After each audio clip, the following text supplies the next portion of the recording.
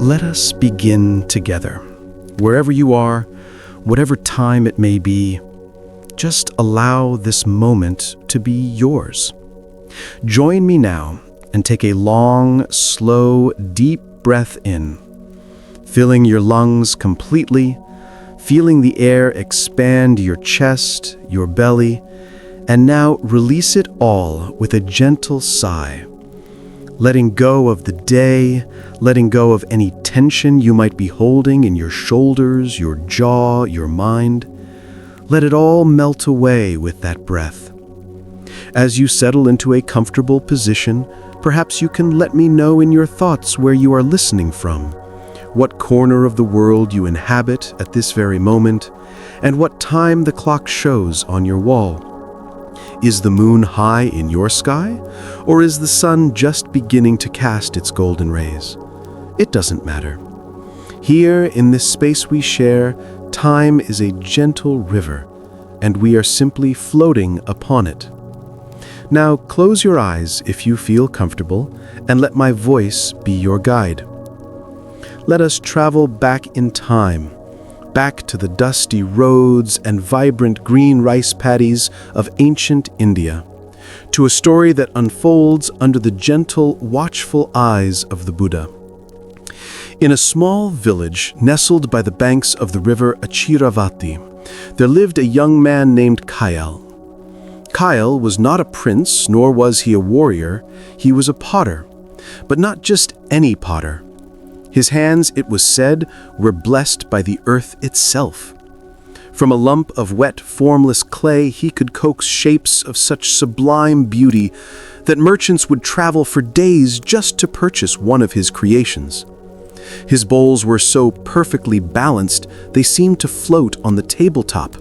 His vases so elegantly curved, they looked as if they had grown from the ground like a slender flower. Kyle's fame was a quiet but steady fire, and his life should have been one of contentment and pride. But it was not. For every 10 perfect pots he created, one would emerge from the kiln with a tiny flaw, a minuscule crack near the rim, a slight discoloration in the glaze, an almost imperceptible wobble in the base. To anyone else, these pieces were still beautiful, still masterly, but to Kyle, they were monuments to his failure. Each flawed pot was a sharp stone in his heart. He would smash them to dust, his face a mask of frustration, the sound of shattering pottery echoing his own breaking spirit. The source of his deepest anxiety was a commission he had received from a wealthy patron, a set of 108 alms bowls for a new monastery being built on a distant mountain. This was not just a commission, it was the honor of his lifetime. The bowls had to be more than perfect. They had to be divine, worthy of the hands of the most enlightened monks. The pressure mounted with each rising sun. Kyle's sleep became a battlefield of nightmares. He would see kilns exploding, bowls melting into grotesque shapes, the disappointed faces of the monks. He would wake up drenched in sweat, his heart pounding a frantic rhythm against his ribs. His hands, once so steady and sure, began to tremble. The clay, which had always felt like an extension of his own soul, now felt foreign and resistant. He would sit at his wheel for hours, the clay spinning, spinning, spinning, but his mind was a storm and his hands could not find their familiar grace. He was paralyzed by the fear of imperfection. His workshop, once a sanctuary of creation, became his prison. The deadline loomed, a dark cloud on the horizon, and Kyle had not yet produced a single bowl that he deemed worthy. He was lost. One evening, as he sat staring at a lump of untouched clay, his shoulders slumped in defeat, an old traveler stopped by his workshop for a drink of water. The man's eyes, clear and calm as a forest pool, took in the scene. The dusty, unused wheel, the shards of broken pottery in the corner, and the profound despair on the young potter's face. The traveler asked Kyle what troubled him so deeply. With a heavy sigh, Kyle poured out his story. his voice cracking with the weight of his anxiety. He spoke of the commission, the crushing expectation of perfection, and the fear that had stolen the joy from his craft, the peace from his heart. The old traveler listened patiently, his gaze never leaving Kyle's face.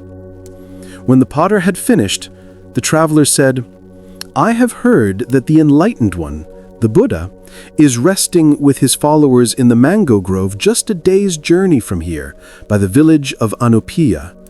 He teaches a path to the end of suffering. Perhaps the path you seek is not in the clay, but on the road to him." A flicker of hope ignited in Kyle's weary heart. He had heard tales of the Buddha, of his infinite compassion and wisdom. The next morning, before the sun had even touched the horizon, Kyle washed his face, packed a small cloth bag with a piece of bread and a water skin, and set off on the dusty road. He did not know what he would ask or what answer he could possibly receive, but he knew he could not stay in his prison of a workshop for another moment. The journey itself began to work a subtle magic on him. As he walked, he began to notice the world outside his own tormented mind. He felt the cool morning breeze on his skin. He heard the cheerful chirping of unseen birds in the banyan trees. He saw the way the dew-kissed spiderwebs glistened like nets of jewels in the early light. For the first time in months, he was not thinking about clay or kilns or the 108 perfect bowls. He was just walking, just breathing. Let us breathe with him now. A deep breath in, feeling the cool air, and a slow breath out, letting go. He walked all day, his steps finding a steady, rhythmic pace. The sun climbed high in the sky, warming his back. He shared his bread with a stray dog that trotted alongside him for a while. He watched a line of ants march with disciplined determination across the path. He saw a farmer guiding his buffalo through a muddy field, his movements unhurried and sure. Everything in the world seemed to have a rhythm, a purpose, a flow. Everything except him.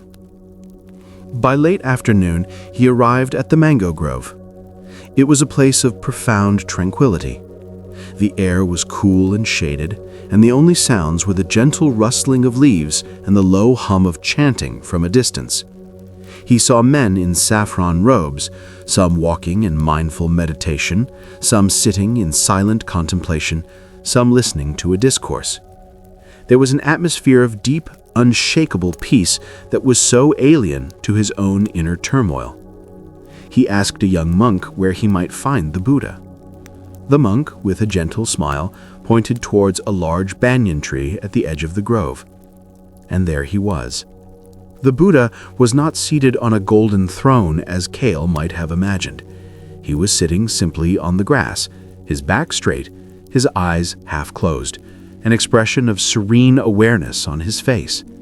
He was not radiating a blinding light, but there was a palpable aura of stillness around him, an energy that seemed to calm the very air. Kale's heart trembled, not with anxiety now, but with awe. He approached slowly and bowed low, his forehead touching the cool earth. He did not know what to say. The words he had rehearsed on his journey evaporated from his mind.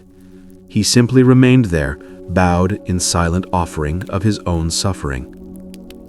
After a long moment, a calm, gentle voice spoke. "Rise, Potter. What burden do you carry that makes you press yourself so heavily upon the earth?" Kale rose to his knees, his eyes filled with tears. He found his voice, and once again he told his story. He spoke of his love for his craft, the joy it once gave him, and how the pursuit of an impossible perfection had turned his passion into a source of torment. He described the fear, the sleepless nights, the trembling hands. He ended by saying, "Blessed One, I only want to create something perfect, something worthy. But the more I strive for perfection, the more I create only brokenness. I am broken. How can I fix what is broken?" The Buddha listened with a quality of attention that made Kale feel as if he were the only person in the entire universe. There was no judgment in his eyes, only a deep, encompassing compassion. When Kale finished, a long silence settled between them. A silence that was not empty, but full of understanding. Then the Buddha spoke, his voice as smooth and soothing as water flowing over stones. "Kale," he said, "look at the river flowing beside this grove. Does the river strive to be a perfect river? Does it worry that one of its currents is too fast or one of its eddies too slow? Does it fret that it carries a fallen leaf or a piece of driftwood? No, it simply flows. It is a river by the very act of flowing. Its nature is to move, to change, to follow the path the land gives it." He paused, letting the words settle in Kale's mind. "You are a potter. Your nature is not to create a perfect bowl. Your nature is to sit at the wheel, to feel the clay, to guide it with your hands, to be present in the act of creation. The bowl is not the goal. The potting is the goal. The joy you have lost is not in the finished product. It is in the feeling of the wet clay spinning beneath your touch. You have become so focused on the destination that you have forgotten the joy of the journey." The Buddha then picked up a fallen leaf from the ground. It was not a perfect leaf. A caterpillar had nibbled on one edge, and a brown spot marked its center. Is this leaf not beautiful? Its beauty is not in its flawless form, but in its story. This hole tells the story of a hungry caterpillar that was fed. This spot tells the story of the sun and the rain. It is perfect in its imperfection, for it is a true expression of its life. A crack in one of your bowls does not signify your failure. It signifies that the bowl is a thing of this earth, subject to fire and change. It tells the story of the kiln. Why do you hate the story? Kale stared at the leaf in the Buddha's hand. His mind, which had been a tangled knot of anxiety, began to loosen. He thought of the river just flowing. He thought of the leaf telling its story. He thought of his hands not as tools to achieve a result, but as participants in a dance with the clay. A profound shift occurred within him. It was not a thunderous revelation, but a quiet, gentle dawning, like the sun rising over the fields he had walked through that morning. The tension that had lived in his shoulders for months began to dissolve. The frantic pounding in his chest slowed to a calm, steady rhythm. He took a deep breath, and for the first time in a long time, it felt full and nourishing.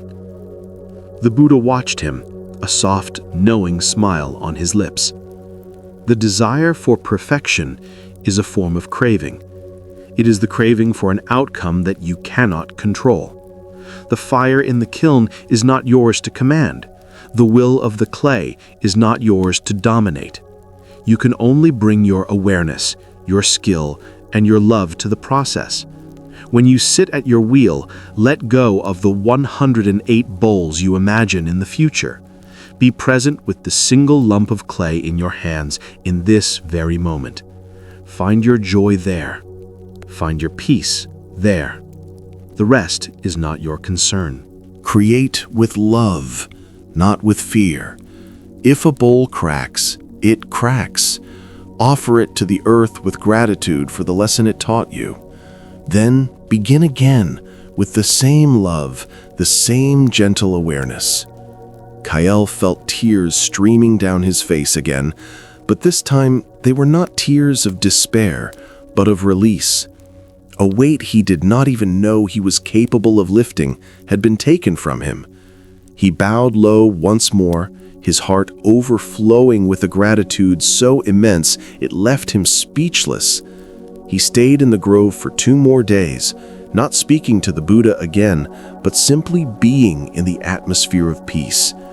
He watched the monks, he listened to the river, and he practiced just breathing. He felt his spirit, which had been as brittle as a sun-baked pot, become soft and yielding again, like wet clay. On the third day, he started his journey home. The walk back was different. He was no longer a man fleeing a prison, but a man returning to his sanctuary. He noticed even more now, the intricate patterns on a butterfly's wings, the way the wind made the tall grasses dance, the deep, earthy smell of the soil after a brief shower. He arrived at his workshop as dusk was settling. The air was cool. He lit a single oil lamp. The familiar shapes of his tools, his wheel, his bags of clay did not fill him with dread. Instead, they felt like old, welcoming friends. He did not rush. He took a measure of clay and just sat with it in his hands for a long time, feeling its coolness, its weight, its potential. He did not think of the monastery. He did not think of perfection. He thought only of the clay and the gentle words of the Buddha. He began to knead the clay, his movements slow, deliberate, and mindful. He was not forcing it, but listening to it. Then he sat at his wheel and placed the clay at its center. He took a deep, calming breath, just as we did at the beginning of our story together. He let it out slowly. And then, with hands that no longer trembled, he began. His hands, now steady and sure, moved with a grace that was not forced, but flowed from a place of deep inner stillness. The wheel began to turn, a soft, hypnotic, whirring sound that filled the small workshop, a sound that had once been the backdrop to his anxiety, but was now a mantra, a rhythm that synced with his own calm heartbeat. Let your own breath find a rhythm now, perhaps syncing with the gentle rise and fall of your chest. In and out. Kael's palms gently cupped the spinning mound of clay. He felt its cool, damp skin, its solid, earthy presence. He wasn't thinking of a bowl. He was simply feeling the clay. He applied pressure, not to conquer it, but to invite it to rise. The clay responded as if it had been waiting for this gentle, respectful touch. It rose up between his hands, a perfect cone, centered, balanced, ready. He dipped his fingers in water and began the slow, meditative process of opening the form. His thumbs pressed into the center, creating a hollow, a space of potential, a void from which the form would emerge. Then, with fingers inside and out, he began to pull up the walls. This was the dance he had known his whole life, but it felt entirely new. Before, it was a dance of control, a battle of wills. Now it was a dance of partnership. He could feel the subtle shifts in the clay, where it wanted to go, how thin it was willing to become. He wasn't imposing a preconceived idea of a perfect bowl onto the clay. He was listening to the clay and discovering the bowl that was waiting within it. His focus was absolute. The world outside the spinning circle of clay dissolved. The deadline, the monastery, the patron, all of it vanished. There was only the feeling of the wet, spinning earth in his hands, the soft sound of the wheel, and the rhythm of his own quiet breath. When he felt the bowl was complete, he did not stop to scrutinize it. He did not hold it up to the light to search for imperfections. With a fine wire, he sliced it cleanly from the base and gently lifted it, placing it on a wooden board to dry. He gave it a single appreciative glance, a nod to a partner in a beautiful dance, and then turned back to the wheel. He took another measure of clay and began again, and again, and again. His days fell into a simple, peaceful rhythm. He would wake with the first light, not with a jolt of panic, but with a sense of gentle gratitude. He would sit for a while, just watching the sky change color, just breathing, feeling the air fill his lungs. He would eat a simple meal, tasting every bite, and then he would go to his workshop and he would pot. He worked without haste, without anxiety. He lost all track of time. Some days he made 3 bowls, some days he made 10. It didn't matter. What mattered was the state of his mind as he worked. He was fully present, fully engaged, finding his joy not in the future promise of a perfect collection, but in the immediate, tangible reality of the moment. His sleep, once that was torment, was now deep and restorative. He would lie down at night and sink into a profound, dreamless peace, his body and mind finally at rest. Let yourself sink into that same feeling of peace now.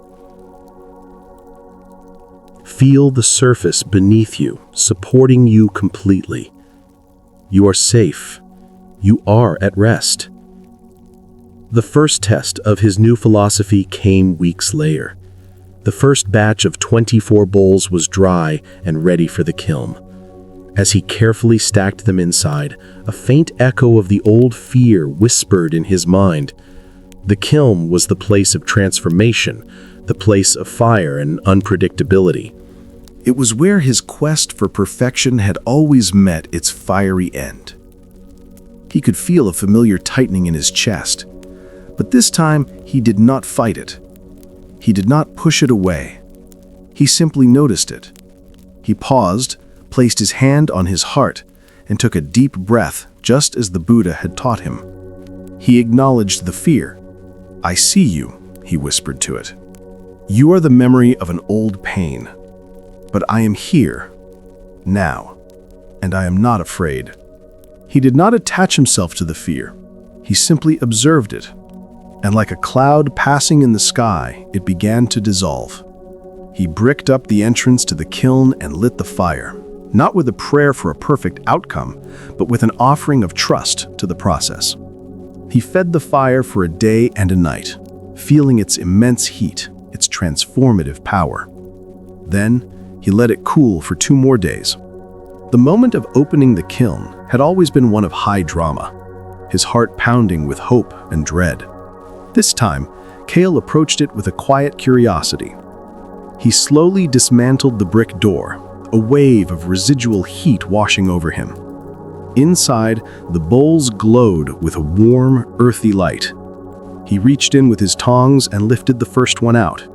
It was a beautiful, simple bowl, its glaze a deep, rich brown. He placed it on the table. He lifted another, and another. They were all beautiful, each one glowing with the life the fire had given it. And then he saw it. One bowl, nestled in the back, had a unique mark. On its side was a dark, shadowy patch, a fire cloud, where the flame had directly licked the clay, creating a smoky, unpredictable pattern. In his old life, this would have been a disaster. It was a flaw, an imperfection, a sign of a firing gone wrong. He would have raised it above his head and smashed it on the stone floor without a second thought. But now, Kale did something different. He lifted the bowl and held it in his hands. He turned it over and over, looking at the fire cloud, not as a mistake, but as a feature. He remembered the Buddha's words, holding the nibbled leaf. "It is perfect in its imperfection, for it is a true expression of its life." Kale looked at the dark patch on his bowl. This mark was not his failure. It was the story of the bowl's journey through the fire. It was the place where the flame had kissed it, leaving its signature.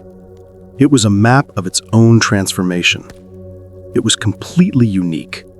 No other bowl in the world would ever have this exact mark. He ran his thumb over the spot. It was smooth, but visually it told a tale of violence and beauty, of chaos and creation. A slow smile spread across his face. It was the most beautiful bowl he had ever made. From that day on, Kale's understanding of beauty was transformed. He no longer saw his work as a fight for uniformity. He began to embrace the small chances, the happy accidents of the process. When a drip of glaze ran in an unexpected way, creating a streak of lighter color, he saw it as a teardrop of joy. When the rim of a bowl drooped ever so slightly in the heat, giving it a subtle, organic asymmetry. He saw it as the bowl relaxing, sighing into its final form. He started to experiment, welcoming the unpredictable nature of the fire. His workshop was no longer a factory for producing identical objects. It was a garden where each creation was allowed to grow into its own unique self. The seasons turned. The monsoon rains came, drumming a soft, steady rhythm on the roof of his workshop as he worked. The air thick with the smell of wet earth. Let yourself imagine that smell now. The fresh, clean scent of rain on dry ground. The rains passed, and a cool, gentle winter settled over the village. The collection of bowls grew. 50, 70, 90. He arranged them on long shelves that lined his workshop. To an outsider, it was a breathtaking sight. A sea of earthen tones, each bowl a variation on a theme, like a family of faces, all related, but each one distinct. There were bowls that were smooth and serene, and bowls that were rough and full of character. There were bowls with glazes like a calm night sky, and bowls with patterns like a storm-tossed sea. They were not 108 perfect bowls. They were 108 real bowls. Each one had its own story etched into its surface. Each one was a testament not to his control, but to his surrender. As he neared the end of his task, he worked on the 108th bowl. There was no special pressure, no feeling that this last one had to be the most perfect of all. It was simply the next one. He sat at his wheel, centered the clay, and began the familiar, loving dance. As he shaped it, he did not think of the end of his journey, but of the beginning. He thought of the desperate, broken man who had walked the road to the mango grove. He thought of the kindness in the Buddha's eyes, the wisdom in his gentle voice. He poured all the gratitude, all the peace, all the quiet joy he now felt into his hands and offered it to the clay. When the last bowl was finished and placed on the shelf with his brothers and sisters, Kale did not feel a sense of triumphant accomplishment. He felt a quiet, simple completeness. The work was done. The man who had started the commission was not the same man who had finished it. The commission had been a cage, but the Buddha had shown him that the door was open all along. He had only needed to learn how to walk through it. He spent the next few days carefully packing the bowls in straw-lined baskets. Each one he touched felt like a friend. He remembered the moment of its creation, the feeling of the clay, the unique mark the fire had given it. He was not sending away a product, he was sending his journey, his transformation out into the world. The day he was to leave, he loaded the baskets onto a sturdy cart. The entire village seemed to turn out to see him off. They had watched his transformation, seen the frantic, haunted man become a beacon of calm. They had seen the piles of shattered pottery disappear, replaced by shelves of breathtakingly unique art. They didn't understand the philosophy behind it, but they could see its result. They saw peace. As Kale prepared to guide the cart onto the road, the same road that had once led him to his salvation, he looked back at his workshop, no longer a prison, but a sanctuary. He took a long, deep breath, feeling the cool morning air, and set off, his heart not heavy with the burden of expectation, but light with the freedom of acceptance. The journey to the mountain monastery was long, but every step was a meditation, a continuation of the peace he had found at his wheel. The journey to the mountain monastery was a mirror of his first journey to the Buddha, but this time the reflection was serene. The cartwheels crunched a steady, rhythmic beat on the gravel path, a slower, more deliberate version of his potter's wheel. He was no longer a man running from his own mind, but a man carrying a tangible expression of his newfound peace. He moved with the unhurried grace of the farmer he had once watched, guiding his cart as the farmer had guided his buffalo. He was not in a hurry to arrive. The journey itself was the destination. As he traveled, the landscape began to change.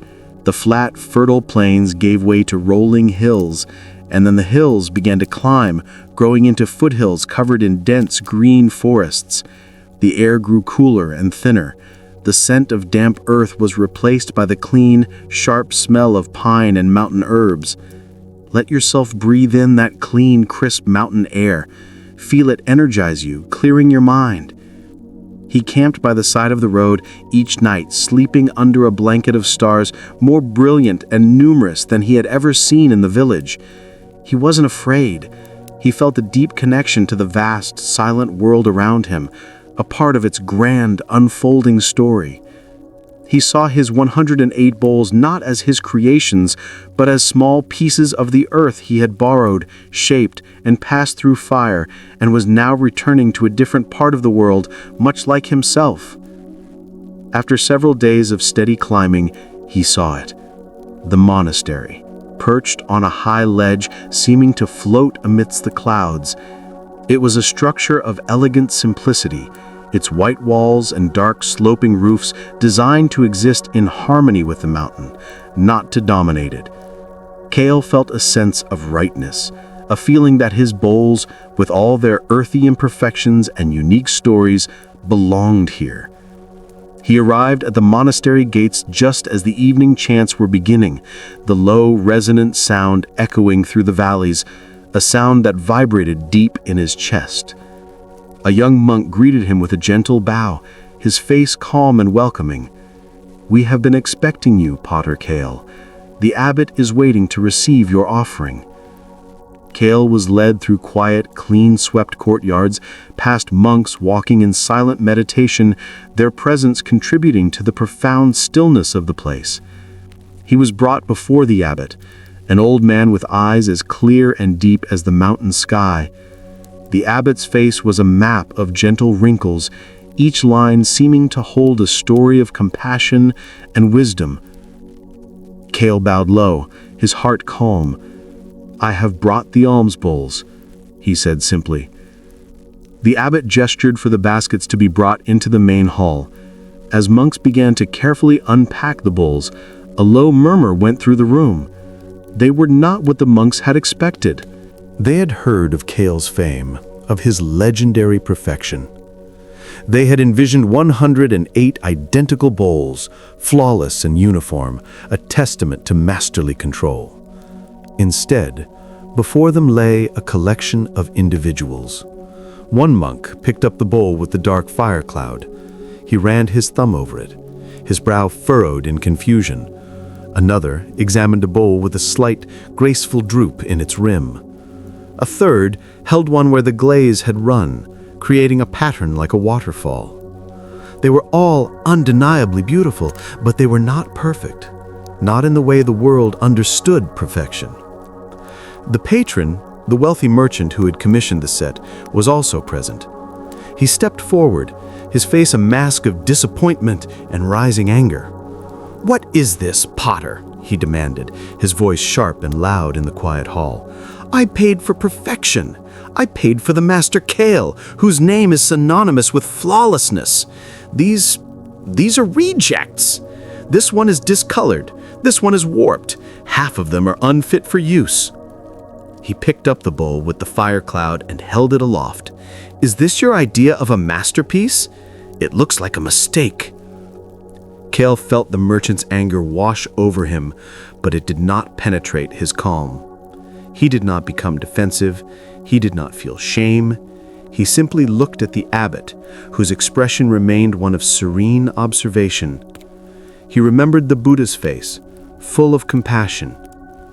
Kale took a deep breath, and then he spoke, his voice quiet but steady, carrying through the hall. "Sir, these are not mistakes," he said, his gaze including the merchant, the monks, and the abbot. "They are stories. For years I sought to create the perfect pot, and for years I created only dust and brokenness in my heart. I sought to control the clay and the fire, and in return they filled my life with fear. I was a prisoner of my own ideal." He then gestured to the bowls, spread out like jewels on the dark wooden floor. "Then I learned that true mastery is not about control, but but about partnership.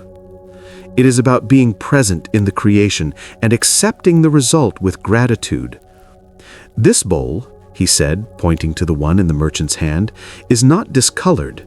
It carries the signature of the flame that gave it strength. Its beauty is not in its uniformity, but in its uniqueness. This bowl, he gestured to another, is not warped.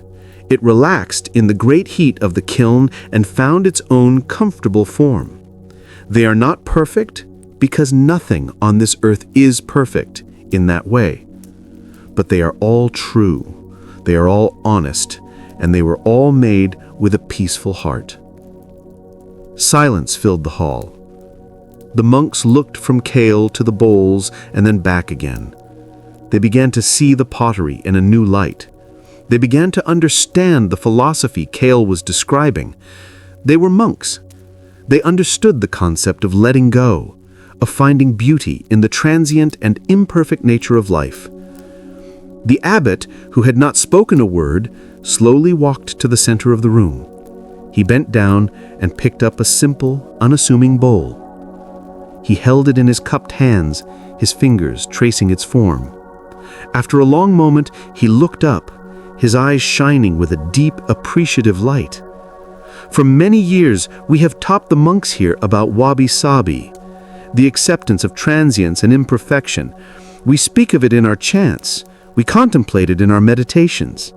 He then looked directly at Kale, a soft smile gracing his lips. Today, you have not just brought us bowls, you have brought us the teaching. You have turned clay and fire into a sermon more profound than any I could deliver. Each of these bowls is a lesson in mindfulness. Each one is a reminder to embrace the world as it is, not as we demand it to be. You asked for perfection, and this potter has delivered it. Not the cold, sterile perfection of a machine, but the warm, living perfection of life itself. These are the most perfect alms bowls we have ever received. With that, the abbot took the bowl he was holding and walked to the entrance of the hall, where a large vessel of water stood. He filled the bowl and drank from it, a simple, profound act of acceptance. One by one, the other monks came forward. Each monk chose a bowl, not searching for the best one, but allowing a bowl to choose them. They picked up the one with the fire cloud, the one with the dripping glaze, the one with the slightly asymmetrical rim. They held them not as flawed objects, but as unique treasures. They saw the story in each one. They saw the truth. The angry merchant stood alone, his face a mixture of confusion and dawning understanding. His world of rigid commercial value had just collided with a world of deep spiritual truth, and he was left speechless. Kale watched, his heart full. He had not sought to teach anyone. He had only sought to heal himself. But in healing himself, in finding his own peace, his work had become a source of teaching for others. He had simply followed the path of the river, and it had led him here. He stayed at the monastery for a week, not as a guest of honor, but simply as a visitor. He joined the monks in their morning meditations. He ate his simple meals from one of his own bowls, and he spent long hours just sitting, looking out at the mountains, feeling the vast, quiet peace of the place. On the day he was to leave, the abbot walked with him to the gates. "Your journey has brought a great gift to our mountain, Kale," the abbot said. "What will you do now?" Kale smiled, a genuine, peaceful smile that reached his eyes. "I will go home, and I will make another pot." He did not say he would make a perfect pot. He did not say he would try to replicate his success. He was returning to the process, to the dance, to the simple, profound joy of feeling the clay turn in his hands. And as he walked back down the mountain path, his cart now light, his heart full, he knew that he had finally understood.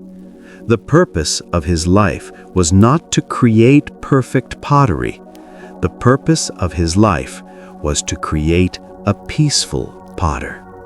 Let yourself rest in this feeling of peace, of completeness. The story is finished. The journey is over. There is nothing left to do, nothing left to strive for. There is only this moment, this breath. Allow my voice to fade. Allow the story to dissolve, and just be here, now, in this quiet, peaceful space you have created for yourself. Rest well. Sleep deep.